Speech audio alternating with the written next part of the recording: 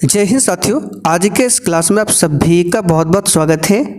तो साथियों, बिहार पुलिस मद्य निषेध सिपाही और कक्षपाल की भर्ती के लिए आज हमारा सुपर प्रैक्टिस सेट नंबर 9 चलेगा, जिसमें हम लोग जीके, साइंस और करंट अफेयर से लगभग 50 सिलेक्टेड प्रश्नों को सॉल्व करेंगे, जो कि आपके एग्जाम के लिए बहुत ही ज़्यादा महत्वपूर्ण है।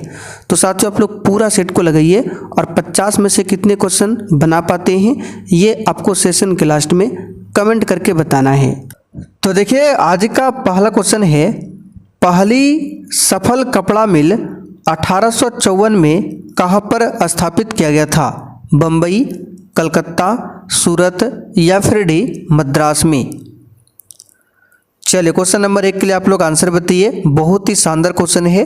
पहली सफल कपड़ा मिल 1854 में कहाँ स्थापित किया गया था? तो यहाँ पर देखिए, इस क्वेश्चन का आंसर हो जाएगा बम्बई में। पहला वाला ऑप्शन आपका सही जवाब है। कहाँ पर स्थापित किया गया था?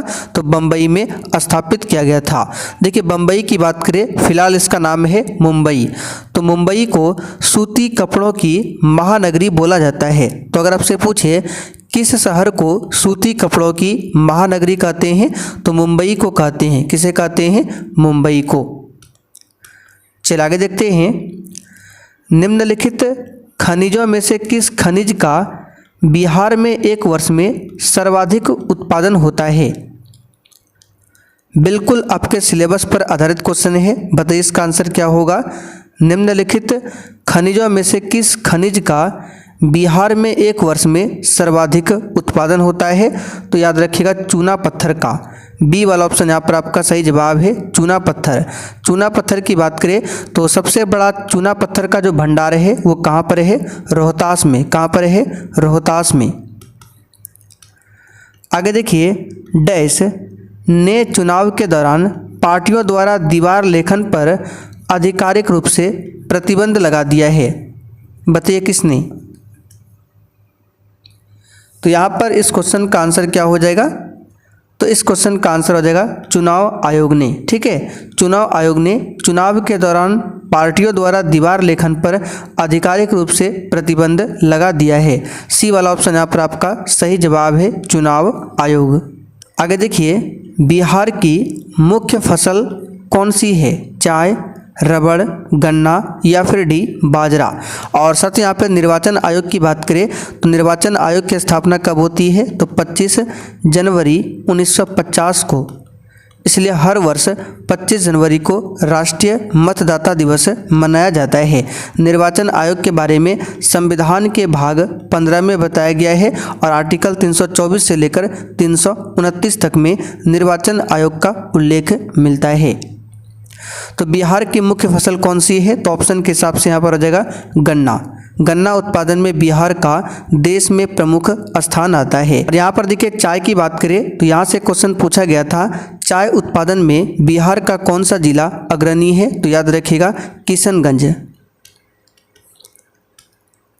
आगे देखिए, असहयोग आंदोलन के दौरान ब्रिटिश भारत का वायसराय कौन था? तो असहयोग आंदोलन की शुरुआत होती है 1 अगस्त 1920 से, और इस दौरान ब्रिटिश भारत का वायसराय कौन था? तो इसका सही जवाब है चेम्सफोर्ड। बी वाला ऑप्शन यहाँ पर आपका सही जवाब है। इसी चेम्सफोर्ड के काल में 1919 में रॉलेट एक्ट पारित हुआ था। इसी के समय में क्या हुआ था? तो पंजाब के अमृतसर में जालियांवाला बाग हत्याकांड की घटना होती है इसी के समय में।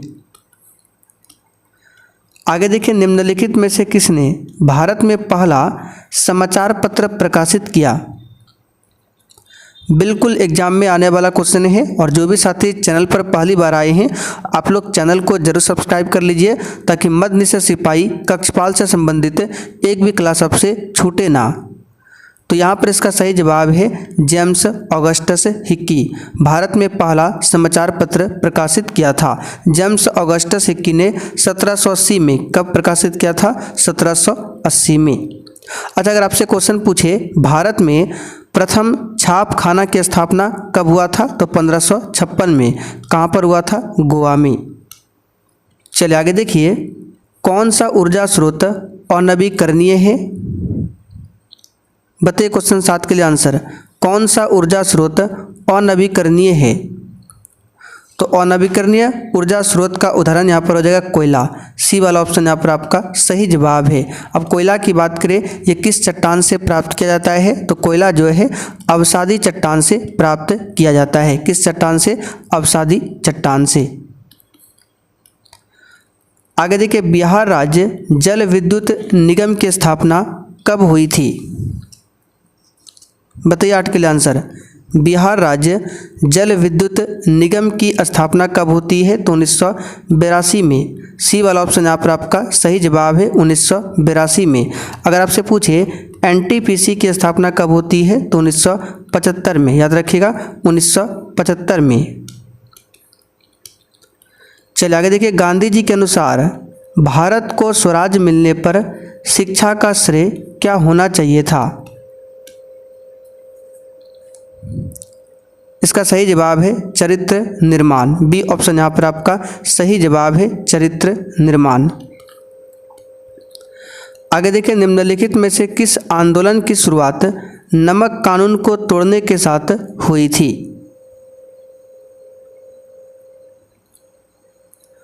तो किस आंदोलन की शुरुआत नमक कानून को तोड़ने के साथ हुई थी? तो यह है सविनय अवज्ञा आंदोलन, जो कि 1930 में हुआ था। ठीक है, 1930 में हुआ था। भारत छोड़ो आंदोलन 1942 में हुआ था। चंपारण सत्याग्रह 1917 में। असहयोग आंदोलन 1920 में। ठीक है। स्वतंत्र भारत के प्रथम गवर्नर जनरल कौन थे?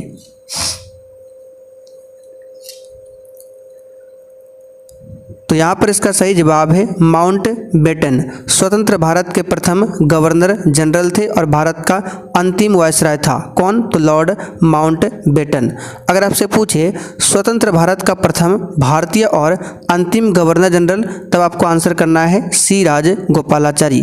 अच्छा, भारत का प्रथम वायसराय पूछे तो Lord Canning. Lord Canning Bharat का प्रथम वायसराय था। बंगाल का प्रथम गवर्नर जनरल पूछे वारेन हेस्टिंग्स। कौन? Warren Hastings.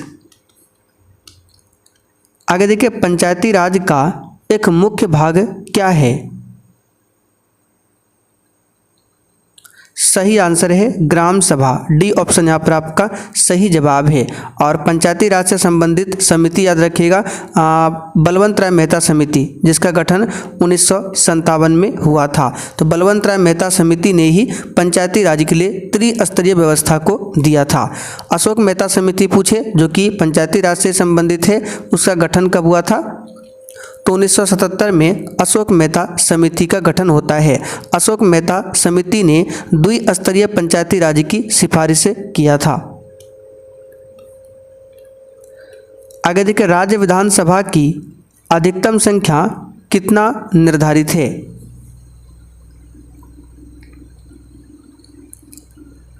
तो यहाँ पर इसका सही जवाब है अधिकतम 500 और मिनिमम पूछे तो 60 हो सकता है। कितना? 60 हो सकता है, कम भी हो सकता है, इसका अपवाद भी है। तो आपको इतना याद रखना, अधिकतम पूछे तो 500 और मिनिमम पूछे 60। मौर्योत्तर काल में उत्तर पश्चिम भारत के प्रथम विदेशी शासक कौन थे? तो साथियों, मौर्योत्तर काल में उत्तर पश्चिम भारत के प्रथम विदेशी शासक थे बैक्ट्रियन यूनानी। सी वाला ऑप्शन यहाँ पर आपका सही है।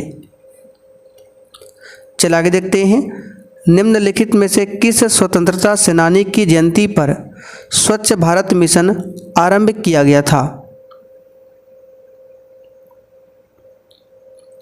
तो ये है महात्मा गांधी। सी वाला ऑप्शन यहाँ पर आपका सही जवाब है। स्वच्छ भारत मिशन भारत सरकार द्वारा 2 अक्टूबर 2014 को आरंभ किया गया था। आगे देखिए, भारत में गरीबी रेखा का अनुमान लगाने की निम्नलिखित में से कौन सी विधि है? तो यह है आय विधि। बी वाला ऑप्शन यहाँ पर आपका सही है। आगे देखिए, ग्रामीण क्षेत्रों और छोटे शहरों में शिक्षित बेरोजगार युवाओं के लिए स्वरोजगार के अवसर पैदा करने के लिए 1993 में कौन सी योजना शुरू की गई थी? तो इस योजना का नाम है प्रधानमंत्री रोजगार योजना। पहला वाला ऑप्शन यहाँ पर आपका राइट है। चलिए आगे देखते हैं क्वेश्चन 18। किसी देश की अर्थव्यवस्था के वैश्वीकरण का परिणाम क्या है? आंसर है आउटसोर्सिंग। बी ऑप्शन यहाँ पर आपका राइट है। आगे देखिए, मानव संसाधन विकास किस पर केंद्रित था, बताइए। तो यहाँ पर इसका सही जवाब क्या होगा? तो मानव संसाधन विकास जो है 8वीं पंचवर्षीय योजना पर केंद्रित था। तो ऑप्शन में नहीं है, आंसर क्या होगा? डी वाला ऑप्शन उपर्युक्त में से कोई नहीं। चलिए आगे देखिए, निम्नलिखित में से कौन सा ग्रामीण ऋण के संस्थागत स्रोत है? तो यह है क्षेत्रीय ग्रामीण बैंक। पहला वाला ऑप्शन यहाँ पर आपका राइट है।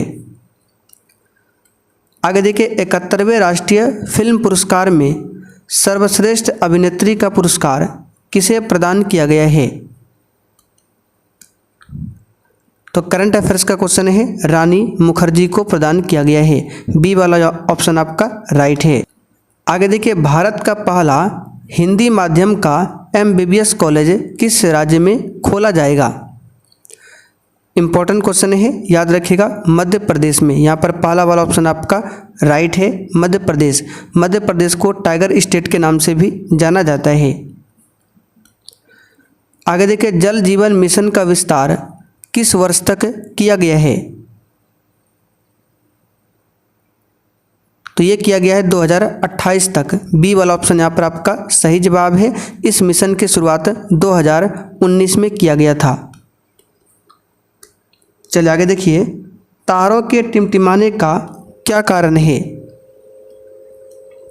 और सेशन के लास्ट में आप सभी को बताया जाएगा किस प्रकार से मद्य निषेध सिपाही और कक्षपाल के लिए बैच को ज्वाइन करना है, इसलिए पूरा क्लास को लास्ट तक देखिएगा। तो यहाँ पर इसका सही जवाब क्या होगा? तो इसका सही जवाब होगा वायुमंडलीय अपवर्तन के कारण। आगे देखिए, घरेलू विद्युत परिपथ में फ्यूज तार को किस संयोजन में जोड़ा जाता है? तो घरेलू विद्युत परिपथ में फ्यूज तार को जोड़ा जाता है मुख्य तार के साथ श्रेणी क्रम में। पहला वाला ऑप्शन यहाँ पर आपका सही जवाब है, श्रेणी क्रम में। आगे देखिए, एक विलयन नीले लिटमस पत्र को लाल कर देता है, इसका pH मान निम्नलिखित में से क्या हो सकता है? तो नीला को लाल कर रहा है, ठीक है। नीला को लाल कौन करता है? अम्ल करता है। और आप सभी जानते हैं अम्ल का pH मान 7 से कम ही होता है।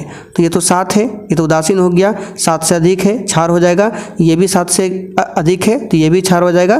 तो केवल डी ऑप्शन में दिया हुआ है 4, जो कि 7 से कम है, इसलिए इसका pH मान हो सकता है 4। आगे देखिए, एक्वारेजिया जिसको अम्लराज बोला जाता है किन दो अम्लों का मिश्रण है, बताइए। तो साथियों, एक्वारेजिया की बात करें तो इसमें हाइड्रोक्लोरिक अम्ल होता है और नाइट्रिक अम्ल होता है, ठीक है। तो हाइड्रोक्लोरिक अम्ल 3 भाग में होता है, जबकि नाइट्रिक अम्ल 1 भाग में होता है। तो यहाँ पर देखिए दिया हुआ है हाइड्रोक्लोरिक अम्ल और सांद्र नाइट्रिक अम्ल का मिश्रण है एक्वारेजिया। फिर से रिपीट कर देते हैं, इसमें हाइड्रोक्लोरिक अम्ल 3 के अनुपात में होता है और नाइट्रिक अम्ल 1 के अनुपात में। एथेनॉल का IUPAC नाम क्या है? तो यह है इथेनॉल। बी ऑप्शन यहाँ पर आपका सही है। इसका सूत्र होता है C2H5OH, ठीक है। चलिए, अगर आपसे पूछे ऑयल ऑफ विट्रियोल किसे कहते हैं, तो सल्फ्यूरिक अम्ल को ऑयल ऑफ विट्रियोल बोला जाता है।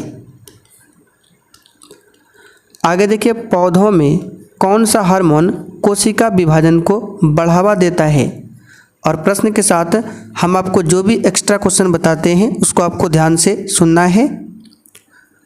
तो कौन सा हार्मोन है जो कोशिका विभाजन को बढ़ावा देता है?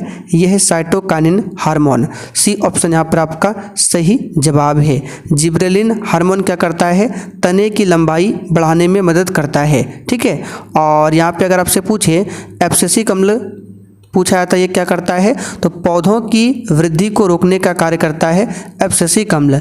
जिब्रेलिन क्या करता है, तने की लंबाई को बढ़ाता है। साइटोकाइनिन क्या करता है, कोशिका विभाजन को बढ़ावा देता है। आगे देखिए, निम्नलिखित में से कौन सा एक जीवाश्म ईंधन नहीं है, तो नाभिकीय ऊर्जा ये जीवाश्म ईंधन नहीं है, बाकी कोयला, पेट्रोलियम, प्राकृतिक गैस जीवाश्म ईंधन है। निम्नलिखित में से कौन सा समूह केवल जैव निम्नीकरणीय पदार्थ है, तो जो घुल सकता है, नष्ट हो सकता है वो बताना है। तो इसमें से आपका घास हो जाएगा, फूल हो जाएगा, चमड़ा हो जाएगा। पहला वाला ऑप्शन यहाँ पर आपका सही है। इसमें घास भी होगा, लकड़ी भी होगा, लेकिन प्लास्टिक नहीं होगा। जीवाश्म यानी फॉसिल का अध्ययन जैव विकास के संबंध में क्या दर्शाता है, इसको डायरेक्ट याद रखिए। प्रजातियां समय के साथ विलुप्त और विकसित हुई है, इसके बारे में पता चलता है जीवाश्म का अध्ययन करने पर। आगे देखिए, विश्व का प्रथम लिखित संविधान किस देश में लागू किया गया। अगर आपने कल वाला क्लास अटेंड किया है तो बिल्कुल इस क्वेश्चन का आंसर बता सकते हैं। इस क्वेश्चन को हमने कल भी आपको बताया था। बताइए, विश्व का प्रथम लिखित संविधान किस देश ने लागू किया था, तो यहाँ पर इसका सही जवाब है अमेरिका। अमेरिका का संविधान विश्व का पहला लिखित संविधान है।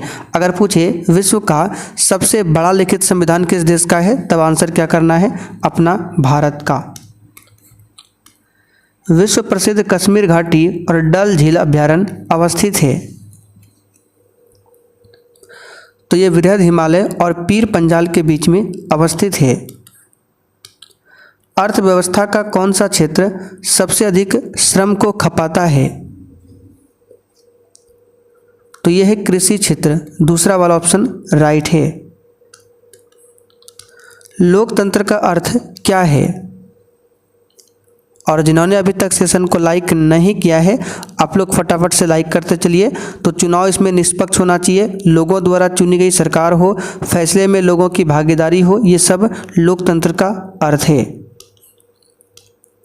भारतीय संविधान में निम्नलिखित में से कौन सी विशेषता को सोवियत सोशलिस्ट रिपब्लिकन से लिया गया है, इन रूस देश के संविधान से क्या लिया गया है, तो इसका सही जवाब है पंचवर्षीय योजना को यूएसएसआर से लिया गया है। मौलिक अधिकार को अमेरिका देश के संविधान से लिया गया है, जबकि मौलिक कर्तव्य को रूस देश के संविधान से लिया गया है। पंचवर्षीय योजना की बात करें तो पहली पंचवर्षीय योजना की शुरुआत कब होती है भारत में, तो 1951 में, जो कि 1956 तक चला था। डुंगोंग किस जैव मंडल संरक्षण क्षेत्र का प्रमुख जीव है, तो डुंगोंग जो है एक समुद्री घास है, ये आपको मन्नार की खाड़ी में देखने को मिलेगा। आगे देखिए, आईने अकबरी के लेखक कौन थे। आईने अकबरी इसका मतलब होता है अकबर का प्रशासन, इसके लेखक थे अबुल फजल। बी वाला ऑप्शन यहाँ पर आपका सही जवाब है। गोल गुंबज भारत के किस राज्य में स्थित है, तो इसका सही जवाब है कर्नाटक में स्थित है। बी वाला ऑप्शन यहाँ पर आपका सही जवाब है। गोल गुंबज बीजापुर के सुल्तान मोहम्मद आदिल शाह का मकबरा है, ठीक है, और ये कर्नाटक में स्थित है। भारत के मुख्य न्यायाधीश की नियुक्ति कौन करता है, बताइए, तो आर्टिकल 124 के तहत, ठीक है, आर्टिकल 124 के तहत राष्ट्रपति द्वारा नियुक्त किया जाता है भारत के मुख्य न्यायाधीश, ठीक है। यहाँ पर आंसर क्या होगा, राष्ट्रपति। चौथा ऑप्शन सही है। आगे देखिए, अमुक्त माल्याद का लेखन किसने किया था, तो ये किया था कृष्णदेव राय ने। यहाँ पर पहला वाला ऑप्शन आपका सही आंसर है। आगे देखिए, मोहम्मद गोरी और पृथ्वीराज चौहान के बीच कौन सी लड़ाई हुई थी, तो यह है तराइन की लड़ाई। पहला वाला ऑप्शन आपका सही जवाब है। तराइन का प्रथम युद्ध 1191 में होता है। ठीक है, 1191 में इस युद्ध में मोहम्मद गोरी की हार होती है। फिर तराइन का दूसरा युद्ध होता है 1192 में। इसमें क्या होता है, पृथ्वीराज चौहान की हार हो जाती है। भारत में कम्युनिस्ट पार्टी का गठन किस वर्ष हुआ था, बताइए। तो भारत में सीपीआई यानी भारतीय कम्युनिस्ट पार्टी, इसका गठन 1925 में हुआ था, कानपुर में। चलिए आगे देखते हैं क्वेश्चन 44। भारतीय राष्ट्रीय कांग्रेस के 19वें सत्र के अध्यक्ष कौन थे? तो 1903 में मद्रास में हुआ था 19वां सत्र और इसके अध्यक्ष थे लाल मोहन घोष। चलिए आगे देखते हैं क्वेश्चन नंबर 46। राजकोषीय घाटा का अर्थ क्या है? तो सरकार के कुल राजस्व और कुल व्यय के बीच अंतर राजकोषीय घाटा है। बी ऑप्शन यहाँ पर सही है। मनुष्य की ध्वनि यानी कि शोर की सामान्य एवं अधिकतम सहिष्णुता सीमा कितनी है? तो 60 से 80 डेसिबल के बीच में होता है। दूसरा वाला ऑप्शन यहाँ पर आपका सही जवाब है। फेफड़े कहाँ स्थित होते हैं, बताइए। तो इसका सही जवाब है चौथा वाला ऑप्शन। ठीक है, फुफ्फुस वार्णीय गुहिका में फेफड़ा स्थित होता है। नवजात बच्चों के लिए सबसे आदर्श भोजन निम्नलिखित में से क्या है? तो यह है माँ का दूध। चौथा ऑप्शन राइट है। आगे देखिए, अनुलेखन का अर्थ किसका संश्लेषण है? तो अनुलेखन का अर्थ होता है डीएनए का संश्लेषण। तीसरा ऑप्शन यहाँ पर आपका राइट है। तो साथियों, आज का सेट आपका यहीं पर कंप्लीट होता है। अब जिसको भी इस एग्ज़ाम के लिए नया बैच को ज्वाइन करना है, आइए आपको बता देते हैं। तो बैच को ज्वाइन करने के लिए सबसे पहले आपको प्ले स्टोर पर जाकर ये वाला एप्लीकेशन डाउनलोड कर लेना है। नाम देख लीजिए। इसके बाद आपको ओपन करके ऑल कोर्स पर क्लिक करना है। जैसे ही क्लिक करेंगे सबसे नीचे आ जाना है। आपको यहाँ पर मिल जाएगा ये वाला बैच, ऊपर में पढ़ लीजिएगा, साफ साफ लिखा हुआ मिलेगा।